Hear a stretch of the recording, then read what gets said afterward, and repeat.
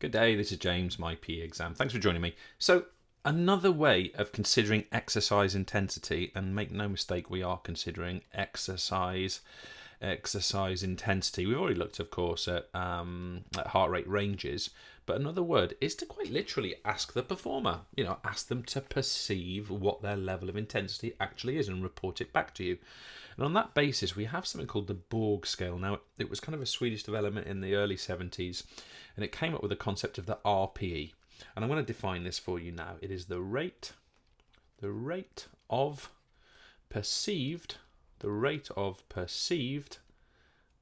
exertion. So exertion kind of means how much energy or how much effort you're putting in, and perceived is kind of how you're feeling, right? So it's the rate of how much energy you feel you're putting in, or the rate of how much effort you're making. And it's called the RPE, rate of perceived exertion.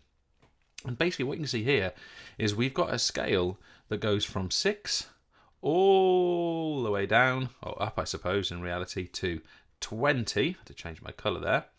And effectively, if we are here at number 6, at level 6, or certainly 6 and below, we're kind of doing nothing. We're sitting down, lying in bed. As you see here, how you feel when you're lying in bed is that kind of 6. Anything below that, 6 and under, is kind of a nothing level of exercise. Whereas once we start to move, we might increase in this scale until we get into kind of like these training zones, okay? These training zones over here. So for example, if we were to ask Sharapova during this plyometrics exercise, working with the medicine balls, what level of rate or what rate of perceived exertion she has, she might say, well, I feel like I'm at a 17. And that would give us some guidance as the trainer to understand how much longer to push her, how many more reps to do, when to take a break, all those sorts of things. Likewise, if this performer is doing a submaximal, and they're going through stages and levels where incline is added, and they say, well, I'm at 12, then it might be an indication, well, we need to up the incline and increase the rate of work that's being done. And I just included another plyometric example over here, as we might tend to be down these higher ends. You notice here, maximum exertion. There's like a warning here, don't work this hard. Now that does depend on also the type of training which is being done. Now we don't really cover it here, but there's something called HIIT training, high intensity interval training, which is based around maximum exertion. So I just wanted to raise that point with you.